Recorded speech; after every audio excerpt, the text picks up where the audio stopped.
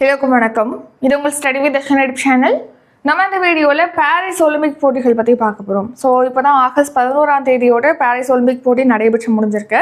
So இந்த போட்டி எங்கே நடைபெற்றது, இது எத்தனையாவது பதிப்பு, எத்தனை போட்டியாளர்கள் பங்கேற்றாங்க, நம்ம இந்தியா எத்தனை மெடல் வின் பண்ணியிருக்கு, ஒலிம்பிக் பதக்கப்பட்டியலில் நம்ம இந்தியா எத்தனையாவது இடத்துல இருக்குது, இதில் மெடல் வின் பண்ண இந்திய வீரர்கள் எந்தெந்த போட்டிகளில் வின் பண்ணாங்க, இந்த மாதிரியான முக்கியமான டீட்டெயில் தான் இந்த வீடியோவில் பார்க்க போகிறோம். ஸோ ரொம்ப ரொம்ப இம்பார்ட்டன்ட். ஸோ நீங்கள் ஒவ்வொரு விஷயத்தையுமே நல்லா கவனமாக கவனிக்கலாம். ஸோ இப்போது ஸ்டார்ட் பண்ணலாம். ஃபஸ்ட்டு கொஸ்டின், 2024 கோடைகால ஒலிம்பிக் போட்டியை எந்த நாடு நடத்தியது? ஸோ ஒவ்வொரு தடவை போட்டியை பார்த்தீங்கன்னா ஒரு நாடு வந்து ஹோஸ்ட் பண்ணுவாங்க. இந்த வருஷம் இந்த ஒலிம்பிக் போட்டியை எந்த நாடு ஹோஸ்ட் பண்ணது அப்படின்னா பிரான்ஸ் நாடு. ஸோ நம்ம பாரிஸ் ஒலிம்பிக் போட்டினாலே தெரியும், பாரிஸ் எங்கே இருக்குது, ஃப்ரான்ஸில் இருக்குது. ஸோ பிரான்ஸ் நாட்டின் பாரிஸில் ஒலிம்பிக் போட்டி நடைபெற்றிருக்கு. பிரான்ஸ் தான் அதை ஹோஸ்ட் பண்ணியிருக்கு. ஸோ இந்த வருஷம் நடைபெற்றது எத்தனையாவது பதிப்பு அப்படின்னு கேட்டிங்கன்னா 33வது பதிப்பு. 33வது கோடைகால ஒலிம்பிக் போட்டி தான் பாரிஸில் நடைபெற்றிருக்கு. எந்த நாள்லேருந்து இது நடைபெற்றது அப்படின்னா ஜூலை மாதம் 26ஆம் தேதியிலேருந்து இப்போது ஆகஸ்ட் 11ஆம் தேதி வரைக்கும் இந்த போட்டியானது நடைபெற்றது. ஸோ இந்த கோடைகால ஒலிம்பிக் போட்டிங்கிறது பார்த்தீங்கன்னா இந்த வருஷம் எந்த தீமில் நடைபெற்றிருக்கு? 33வது ஒலிம்பிக் போட்டிங்கிறது கேம்ஸ் வைட் ஓப்பன் அப்படிங்கிற தீமில் தான் நடத்திருக்காங்க.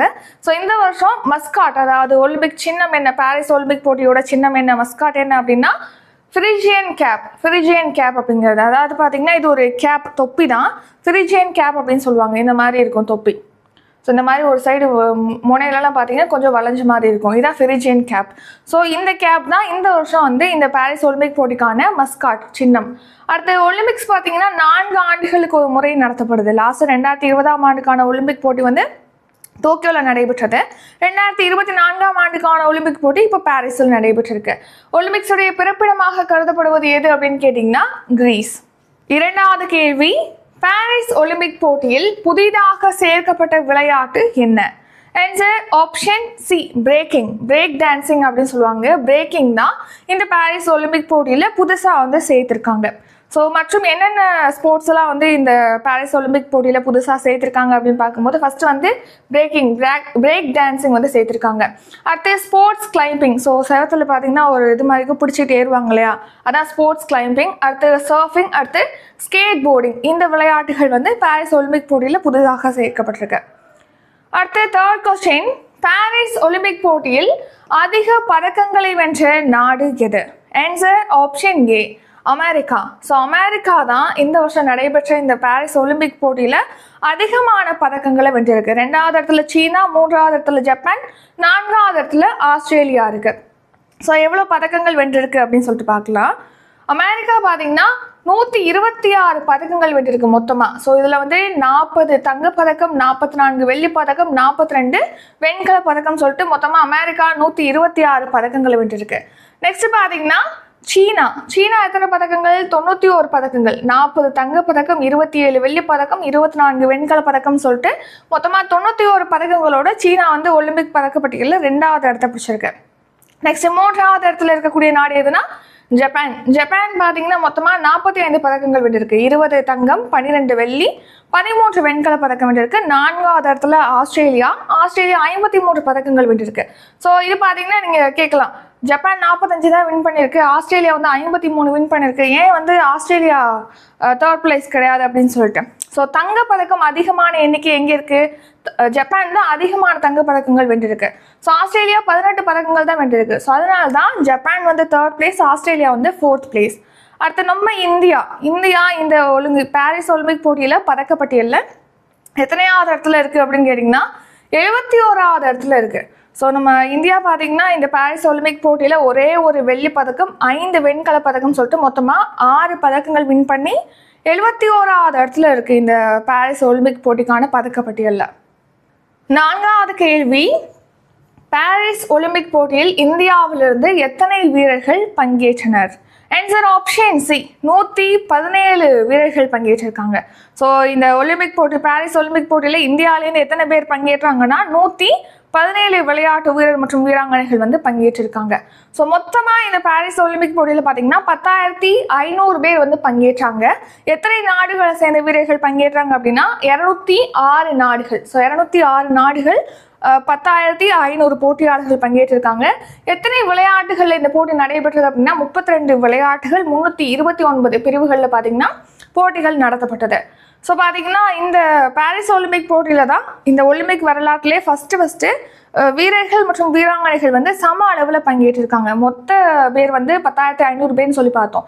சம அளவில் 5,250 வீரர்கள் 5,250 வீராங்கனைகள் வந்து சம அளவில் பங்கேற்றிருக்காங்க. இந்த பாரிஸ் ஒலிம்பிக் போட்டியில் தான் இது முதன்முறையாக. மேலும் பார்த்தீங்கன்னா பெண்களே வந்து ஃபஸ்ட்டு இந்த பாரிஸ் ஒலிம்பிக் போட்டியில் தான் ஃபஸ்ட்டு வந்து பங்கேற்க ஆரம்பித்தாங்க. அதாவது 124 ஆண்டுகளுக்கு முன்னாடி பார்த்தீங்கன்னா 1900 பாரிஸில் நடைபெற்ற ஒலிம்பிக் போட்டியில் தான் பெண் போட்டியாளர்கள் முதல்ல ஒலிம்பிக்கில் வந்து அறிமுகப்படுத்தப்பட்டிருக்காங்க. ஸோ அப்போ பார்த்தீங்கன்னா 22 வீராங்கனைகள் வந்து பாரிஸ் ஒலிம்பிக்கில் பங்கேற்றிருந்தாங்க. நெக்ஸ்ட் இந்தியாவிலேருந்து எத்தனை போட்டியாளர்கள் இந்த பாரிஸ் ஒலிம்பிக்கில் பங்கேற்றாங்க அப்படின்னு கேட்டிங்கன்னா 117 போட்டியாளர்கள். அதில் வந்து 70 பேர் வீரர்கள், 47 பேர் வந்து வீராங்கனைகள். நம்ம தமிழ்நாட்டிலேருந்து மொத்தமாக 117 பேர் வந்து நம்ம இந்தியாவிலேருந்து பங்கேற்றிருக்காங்க ஒலிம்பிக்கில். நம்ம தமிழ்நாட்டிலேருந்து 17 பேர் வந்து பங்கேற்றிருப்பதாக தெரிவிச்சிருக்காங்க. நெக்ஸ்ட் பொறுத்துக. பாரிஸ் ஒலிம்பிக் போட்டியில் பதக்கம் வென்றவர்களை வந்து பொறுத்துக அப்படின்னு சொல்லி கொடுத்துருக்கு. ஸோ பொருத்தணும். ஸோ ஃபஸ்ட்டு அவங்களுடைய இங்கே வந்து வீரர் மற்றும் வீராங்கனைகள் நேம் இருக்குது, அவங்களுக்கு சம்மந்தமான ஸ்போர்ட்ஸ் இங்கே இருக்குது. ஸோ பொருத்தலாமா? ஆன்சர் பார்க்கலாம்.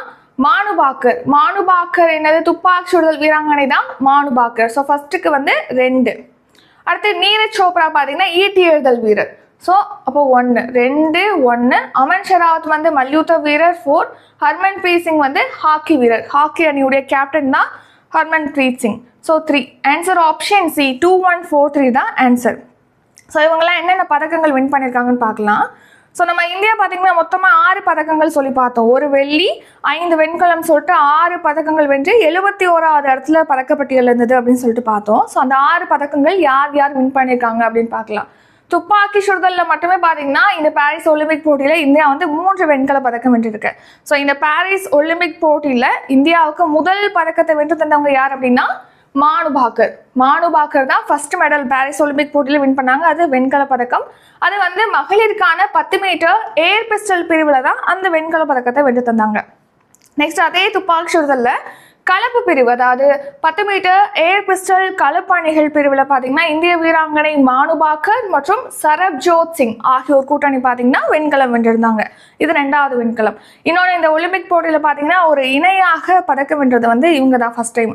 அடுத்து ஸ்வப்னில் குசேல், இவர் பார்த்தீங்கன்னா ஆடவருக்கான 50 மீட்டர் ரைஃபிள் 3 பொசிஷன்ஸ் பிரிவில் வந்து வெண்கல பதக்கம் வென்றிருக்காரு. ஸோ இந்த கேட்டகரியில் இந்தியாவுக்கு கிடைத்த முதல் பதக்கம் வந்து ஸ்வப்னில் குசேல் வென்றது தான். ஸோ இதுவும் வெண்கல பதக்கம். ஸோ மொத்தமாக 3 வெண்கல பதக்கம் வென்றிருக்கு துப்பாக்கி சுடுதலில்.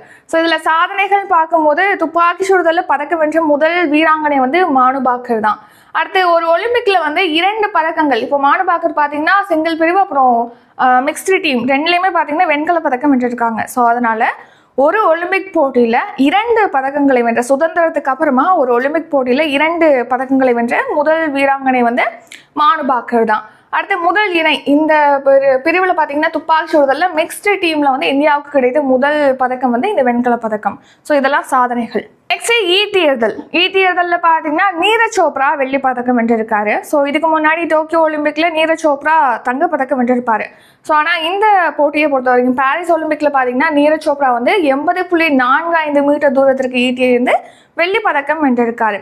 அடுத்து பார்த்தீங்கன்னா பாகிஸ்தான் வீரர் தான் இந்த ஈட்டி எறிதலில் வந்து தங்கம் வென்றிருப்பார். அவர் பார்த்தீங்கன்னா 92.97 மீட்டர் தூரத்திற்கு ஈட்டி எறிந்து ஒலிம்பிக் சாதனையோட இவர் வந்து இந்த தங்க பதக்கத்தை வென்றிருக்காரு. ஸோ இதன் மூலமாக பாகிஸ்தான் பார்த்தீங்கன்னா ஒரே ஒரு பதக்கம் தான், அது ஒரு தங்க பதக்கம். பதக்கப்பட்டியலில் 62வது இடத்த பிடிச்சிருக்கு பாகிஸ்தான். நம்ம இந்தியா வந்து 71வது இடத்த பிடிச்சிருக்கு பதக்கப்பட்டியலில், நம்ம ஏற்கனவே பார்த்தோம். அடுத்து ஹாக்கி. ஸோ இந்திய ஹாக்கி அணி பார்த்தீங்கன்னா இந்த ஒலிம்பிக் போட்டியில் வெண்கல பதக்கம் வென்றிருக்காங்க. லாஸ்ட்டாக நடந்த டோக்கியோ ஒலிம்பிக் போட்டியிலுமே இந்திய ஹாக்கி அணி வந்து வெண்கல பதக்கம் வென்றிருப்பாங்க. ஸோ லாஸ்ட்டாக பார்த்தீங்கன்னா வெண்கல பதக்கத்துக்கான சுற்றுல இந்தியா வந்து ஸ்பெயின் அணியை வீழ்த்தி தான் இந்த வெண்கல பதக்கத்தை வென்றிருந்தது. தங்கப்பதக்கம் வென்ற அணி எது அப்படின்னா நெதர்லாந்து, வெள்ளி பதக்கம் வந்து ஜெர்மனி அணி வின் பண்ணியிருக்கு. அடுத்து மல்யுத்தத்தில் இந்தியாவுக்கு ஒரு வெண்கலம் கிடைச்சிருக்கு. ஸோ பார்த்தீங்கன்னா அமன் ஷெராவத் தான் அந்த வெண்கல பதக்கத்தை வின் பண்ணியிருக்காரு. அமன் ஷெராவத் வந்து 57 கிலோ எடைப்பிரிவில் மல்யுத்தத்தில் 57 கிலோ எடைப்பிரிவில் இந்தியாவுக்கு வெண்கல பதக்கம் வென்று தந்திருக்காரு. ஸோ இவர் தான் ஒலிம்பிக் போட்டிகளில் இந்தியாவுக்கு பதக்கம் வென்ற இளம் வீரர். இவருடைய வயது என்ன அப்படின்னு கேட்டிங்கன்னா 21. நெக்ஸ்ட்டு ஒலிம்பிக்கில் பார்த்தீங்கன்னா இது வரைக்கும் அதாவது பாரிஸ் ஒலிம்பிக் போட்டிக்கு முன்னாடி வரைக்கும் இந்தியா பார்த்தீங்கன்னா 10 தங்கப்பதக்கம் வென்றிருந்தது. 10 தங்கப்பதக்கத்தில் 8 வந்து ஹாக்கி அணி வின் பண்ணி கொடுத்துருக்கு. ஒரு தங்கம் வந்து துப்பாக்கி சுடுதல் வீரர் வின் பண்ணது அபினவ் பிந்த்ரா. அடுத்து ஒரு தங்கப்பதக்கம் வந்து லாஸ்ட் ஒலிம்பிக் போட்டியில் நீரஜ் சோப்ரா வின் பண்ணாங்க. ஸோ மொத்தமாக 10 தங்கம் வென்றிருக்கு, 9 வெள்ளி, 16 வெண்கல பதக்கம் சொல்லிட்டு 35 பதக்கங்கள் வென்றிருந்தது பாரிஸ் ஒலிம்பிக் போட்டிக்கு முன்னாடி வரைக்கும். இப்போ பாரிஸில் 6 பதக்கங்கள் வென்றிருக்கா. ஸோ மொத்தமாக எத்தனை பதக்கங்கள் ஒலிம்பிக் போட்டியில் இது வரைக்கும் இந்தியா வின் பண்ணியிருக்குன்னா 41 பதக்கங்கள் வின் பண்ணியிருக்கு. அடுத்த 6வது கேள்வி, ஒலிம்பிக்ஸ் வரலாற்றிலேயே முதன்முறையாக எந்த நதியில் தொடக்க அணிவகுப்பு நடைபெற்றது? ஆன்சர் சென் நதி. ஸோ பார்த்தீங்கன்னா எப்போதுமே ஒரு ஸ்டேடியத்தில் தான் வந்து ஒலிம்பிக் போட்டிகள் தொடங்குறது முடிவு பெறும்போதெல்லாம் வந்து அணிவகுப்பு நடத்துவாங்க. அது எல்லாமே வந்து ஸ்டேடியத்தில் தான் நடத்துவாங்க. இந்த தடவை தான் ஒலிம்பிக் வரலாற்றிலே வந்து முதன்முறையாக ஒரு நதியில் வந்து இந்த அணிவகுப்பு நடத்தப்பட்டிருக்கு. அது எந்த நதியில் வந்து நடத்தப்பட்டிருக்கு அப்படின்னா பாரிஸில் இருக்கக்கூடிய சென் நதியில் தான் அந்த தொடக்க அணிவகுப்பு நடத்தப்பட்டிருக்கு. ஸோ இந்த அணிவகுப்பு பொறுத்த வரைக்கும் பார்த்தீங்கன்னா இதில் வந்து தொடக்க அணிவகுப்பில் நம்ம இந்திய வீரர் மற்றும் வீராங்கனைகள் 2 பேர் வந்து இந்திய ஃப்ளாகை வந்து ஏந்தி சென்றிருப்பாங்க. ஸோ அதெல்லாம் யார் அப்படின்னு சொல்லிட்டு பின்னாடி பார்க்கலாம். ஸோ இப்போ பாரிஸில் சென் நதியில் தொடக்க அணிவகுப்பு நடைபெற்றிருக்கு. இந்த வருஷம் பாரிஸில் தான் ஒலிம்பிக் போட்டி கண்டக்ட் பண்ணியிருக்காங்க. இந்த பாரிஸில் இது வரைக்கும் பார்த்தீங்கன்னா எத்தனை முறை ஒலிம்பிக் போட்டி நடைபெற்றிருக்கு அப்படின்னா ஏற்கனவே 2 முறை நடந்திருக்கு. இப்போ 3வது முறையாக நடைபெற்றிருக்கு. ஏற்கனவே எப்போ நடைபெற்றதுன்னா 1900 ஒரு தடவை பாரிஸில் நடைபெற்றது. 1924ஆம் ஆண்டு பாரிஸில் நடைபெற்றது. இப்போ 2024ஆம் ஆண்டு பாரிஸில் ஒலிம்பிக் போட்டி நடைபெற்றிருக்கு. ஸோ 3வது முறையாக பாரிஸில் ஒலிம்பிக் போட்டி நடைபெற்றிருக்கு. ஸோ அதன்படி 3 முறை ஒலிம்பிக் போட்டிகள் நடந்த நகரம் அப்படிங்கிற 2வது இடத்தை பிடிச்சிருக்கு. 3 முறை ஒலிம்பிக் போட்டிகள் நடத்திய 2வது நகரம் தான் பாரிஸ். முதல் நகரம் எது அப்படின்னா லண்டன். லண்டனில் 1908, 1948 அப்புறம் 2012 ஆகிய ஆண்டுகளில் ஒலிம்பிக் போட்டிகள் நடத்தப்பட்டிருக்கு. 7வது கேள்வி, பாரிஸ் ஒலிம்பிக் போட்டியில் தொடக்க அணிவகுப்பில் இந்திய தேசிய கொடியை ஏந்தி சென்றவர் யார்? ஆன்சர் ஆப்ஷன் பி, PV சிந்து மற்றும் சரத் கமல். ஸோ பார்த்தீங்கன்னா பேட்மிண்டன் வீராங்கனை PV சிந்து மற்றும் டேபிள் டென்னிஸ் வீரர் சரத் கமல் ஆகியோர் தான் இந்த நடைபெற்ற பாரிஸ் ஒலிம்பிக் போட்டியில் தொடக்க அணிவகுப்பு சென் நதியில் நடைபெற்றதுன்னு சொல்லி பார்த்தோம் இல்லையா, அந்த தொடக்க அணிவகுப்பில் இந்திய தேசிய கொடியை வந்து ஏந்தி சென்றிருக்காங்க.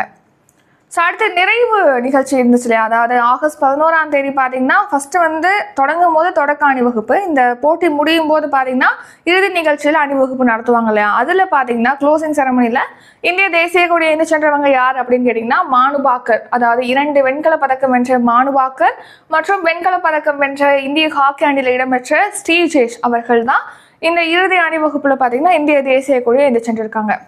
நெக்ஸ்ட் 8வது கேள்வி, பாரிஸ் ஒலிம்பிக் போட்டியில் இந்திய அணியின் தலைவராக தேர்ந்தெடுக்கப்பட்டவர் யார்? Answer option C, Gagan Narang. So பார்த்தீங்கன்னா பாரிஸ் ஒலிம்பிக் போட்டியில் 117 வீரர்கள் இந்தியாவிலேருந்து 117 வீரர்கள் வந்து பங்கேற்பதற்காக சென்றிருக்காங்க. ஸோ அந்த இந்திய அணியுடைய தலைவராக யார் நியமிக்கப்பட்டிருக்காங்க அப்படின்னா ககன் நரங். இவர் வந்து துப்பாக்கி சுடுதல் வீரர். ஸோ இவர் பார்த்தீங்கன்னா 2012ஆம் ஆண்டு நடைபெற்ற லண்டன் ஒலிம்பிக் போட்டியில் ஆண்களுக்கான 10 மீட்டர் ஏர் ரைஃபிள் பிரிவில் வெண்கல பதக்கம் வென்றிருக்கார். யாரு? ககன் நரங். அடுத்து பார்த்தீங்கன்னா அபினவ் பிந்த்ரா தான் ஒலிம்பிக் போட்டியிலே பார்த்தீங்கன்னா இந்தியாவுக்கு வந்து தனிநபர் பிரிவில் முதல் தங்க பதக்கத்தை வென்று தந்தவர். ஸோ அபினவ் பிந்த்ரா வந்து துப்பாக்கி சுடுதல் வீரர். ஸோ இவர் பார்த்தீங்கன்னா 2008ஆம் ஆண்டு பெய்ஜிங் ஒலிம்பிக் போட்டியில் இந்தியாவுக்கு வந்து தங்கப்பதக்கம் வென்று தந்திருப்பார். அதாவது 10 மீட்டர் ஏர் ரைஃபிள் பிரிவில் இந்தியாவுக்கு வந்து முதல் தனிநபர் தங்கப்பதக்கத்தை வின் பண்ணியிருப்பார். ஸோ இவருக்கு பார்த்தீங்கன்னா இந்த அபினவ் பிந்த்ராக் அவர்களுக்கு பார்த்தீங்கன்னா IOC, அதாவது இன்டர்நேஷனல் ஒலிம்பிக் கமிட்டி, சர்வதேச ஒலிம்பிக் சங்கம் பார்த்தீங்கன்னா ஒலிம்பிக் ஆர்டர் விருது, உயரிய விருதான ஒலிம்பிக் ஆர்டர் விருதை வந்து இப்போ வழங்கியிருக்கு. இதுவும் ரொம்ப இம்பார்ட்டன்ட், நோட் பண்ணிக்கோங்க. 9வது கேள்வி, பாரிஸ் ஒலிம்பிக்ஸ் போட்டியில் பங்கேற்கும் இந்திய அணியின் மூத்த போட்டியாளர் யார்? ஸோ 117 பேர் வந்து கலந்து கொண்டாங்களே இந்தியாவிலேருந்து பாரிஸ் ஒலிம்பிக் போட்டியில். அதில் வயது மூத்த போட்டியாளர் யார் அப்படின்னு கேட்டிங்கன்னா ரோஹன் போபண்ணா. இவர் வந்து டென்னிஸ் வீரர். இப்போ ஒரு சமீபத்தில் பார்த்தீங்கன்னா இவர் ஓய்வு அறிவிச்சிருக்காரு. ஸோ பார்த்தீங்கன்னா இந்த ஒலிம்பிக் போட்டி பாரிஸ் ஒலிம்பிக் போட்டியிலே வந்து பங்கேற்ற இளம் போட்டியாளர் யார் அப்படின்னா ஜெங் ஹாவ் ஹாங் என்பவங்க. இவங்க வந்து சீனாவை சேர்ந்த ஸ்கேட் போர்டிங்கில் வந்து பங்கு பெற்றிருக்காங்க. இவங்களுடைய வயது 11. Zheng have have. அடுத்து மூத்த போட்டியாளர் இந்த பாரிஸ் ஒலிம்பிக் போட்டியில ஒட்டுமொத்தமாக பங்கேற்ற மூத்த போட்டியாளர் யார் அப்படின்னா ஜில் இர்விங். இவங்களுடைய வயது 61. இவங்க கனடாவை சேர்ந்தவங்க. குதிரையேற்ற போட்டியில் பங்கேற்றிருக்காங்க. அடுத்து நம்ம இந்தியாவிலேருந்து பங்கேற்ற இளம் போட்டியாளர் யார் அப்படின்னா தினிதி தேசுங். இவங்க வந்து நீச்சல் வீராங்கனை. ஸோ இவங்களுடைய வயது 14. ஸோ தினிதி தேசுங் அவர்கள் பார்த்தீங்கன்னா மகளிருக்கான 200 மீட்டர் ஃப்ரீ ஸ்டைல் பிரிவில் வந்து பங்கேற்றிருக்காங்க. அடுத்த மூத்த போட்டியாளர் யார் அப்படின்னா ரோஹன் போபண்ணா. இவருடைய வயது 44. இவர் டென்னிஸில் வந்து பங்கேற்றிருக்காரு. ஸோ இவர் பார்த்தீங்கன்னா ஒலிம்பிக் போட்டியோட இவர் வந்து சர்வதேச டென்னிஸ்லேருந்து ஓய்வு பெறுவதாகவும் அறிவிச்சிருக்காரு. ஸோ இதிலே பார்த்தீங்கன்னா ஸ்ரீஜேஷ் அவர்களுமே வந்து ஓய்வு பெறுவதாக அறிவிச்சிட்டாரு. இந்திய ஹாக்கி அணி வெண்கலம் பதக்கம் வென்றது இல்லையா, அதில் கோல் கீப்பராக இருந்தவர் தான் ஸ்ரீஜேஷ், ஸ்ரீஜேஷ். அவருமே வந்து ஓய்வு பெறுவதாக அறிவிச்சிருக்காரு. அடுத்த 10வது கேள்வி, இந்தியாவின் இளம் ஒலிம்பிக்ஸ் நடுவர் யார்? ஆன்சர் கபிலன் சாய் அசோக். ஸோ இவர் வந்து பாக்ஸிங் வீரர் கபிலன் சாய் அசோக். இவர் தான் இந்த பாரிஸ் ஒலிம்பிக் போட்டியில் பங்கேற்ற இளம் நடுவர். இந்தியாவிலேருந்து ஒலிம்பிக் போட்டியில் நடுவராக இடம்பெற்றவங்களில் இளம் நபர் வந்து இந்த கபிலன் சாய் அசோக் தான். ஸோ இவருடைய வயது என்ன அப்படின்னா 32. ஸோ இவர் வந்து முன்னாள் சர்வதேச குத்துச்சண்டை வீரர். மேலும் பார்த்தீங்கன்னா இவர் இளம் நடுவர். மேலும் இவர் இந்தியாவிலேருந்து ஒலிம்பிக் போட்டியில் நடுவராக பங்கேற்கக்கூடிய 4வது இந்தியர். அடுத்த 11வது கேள்வி, ஒலிம்பிக் மல்யுத்தத்தில் வினேஷ் போகாட் எந்த எடை பிரிவில் களமிறங்கினார்? ஆன்சர் 50 கிலோ எடை பிரிவு. ஸோ பார்த்தீங்கன்னா வினேஷ் போகாட் வந்து மல்யுத்த வீராங்கனை, இந்திய மல்யுத்த வீராங்கனை. இவங்க வந்து ஒலிம்பிக் போட்டியில் பாரிஸ் ஒலிம்பிக்ல எந்த எடை பிரிவில் கிளம்புறாங்கனாங்க அப்படின்னா 50 கிலோ எடை பிரிவில். நம்ம எல்லாருக்குமே தெரியும். ஸோ இவங்க பார்த்தீங்கன்னா ஃபைனல்ஸ்க்கு முன்னேறிய முதல் இந்திய வீராங்கனை. மல்யுத்தத்தில் ஃபைனல்ஸ்க்கு முன்னேறிய ஒலிம்பிக் போட்டியில் ஃபைனல்ஸ்க்கு முன்னேறிய முதல் இந்திய வீராங்கனை. வினேஷ் போகாட் பார்த்தீங்கன்னா இறுதி சுற்றில் பங்கேற்க முடியலை. ஏன்னா இவங்க 50 கிலோ எடை பிரிவில் பங்கேற்றாங்க. ஆனால் 100 கிராம் வந்து கூடுதலாக இவங்க எடை இருந்ததுனால இறுதி போட்டியில் அவங்க பங்கேற்க முடியாமல் அவங்கள தகுதி நீக்கம் செய்துட்டாங்க. ஸோ இப்போ அவங்க மேல்முறையீடு செஞ்சுருக்காங்க. ஸோ அதுக்கான தீர்ப்பு இன்னைக்கு வழங்குவதாக தெரிவிச்சிருக்காங்க. ஸோ அது வந்தால் நமக்கு தெரியும் இவங்களுக்கு பதக்கம் இருக்கா இல்லையா அப்படிங்கிறத. ஸோ வினேஷ் போகாட் மல்யுத்த வீராங்கனை.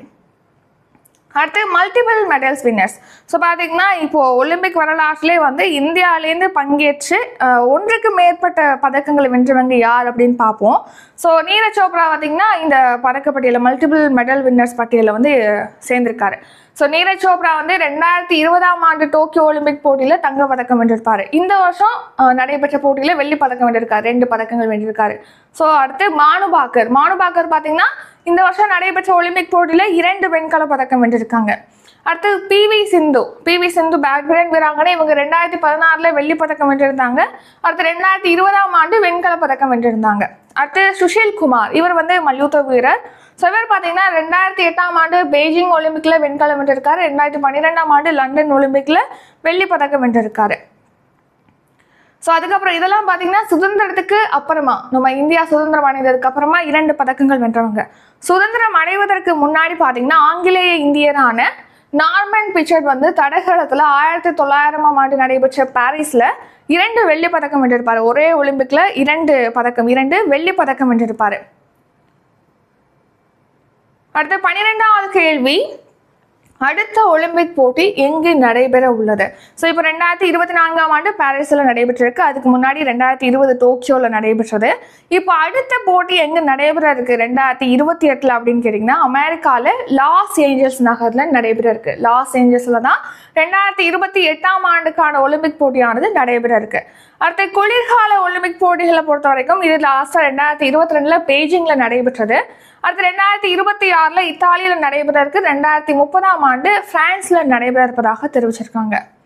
நெக்ஸ்ட் லாஸ்ட் ஒலிம்பிக் போட்டியும் பார்க்கலாம். 2020ஆம் ஆண்டுக்கான டோக்கியோ ஒலிம்பிக் போட்டியில் இந்தியாவுடைய பதக்கங்களை பார்க்கலாம். இந்தியா பார்த்தீங்கன்னா 7 பதக்கங்கள் வென்றிருந்தது. 1 தங்க பதக்கம், அடுத்து 2 வெள்ளி பதக்கம், அடுத்து 3 வெண்கல பதக்கம் அப்படின்னு சொல்லிட்டு 4 வெண்கல பதக்கம் வின் பண்ணியிருந்தாங்க. ஸோ அதை பார்க்கலாம். நீரஜ் சோப்ரா பார்த்தீங்கன்னா ஈட்டியதில் ஒரு தங்கம் வின் பண்ணியிருந்தாரு. மீராபாய் சானு அவர்கள் பளுதூக்குதலில் வெள்ளி பதக்கம் வென்றிருந்தாங்க.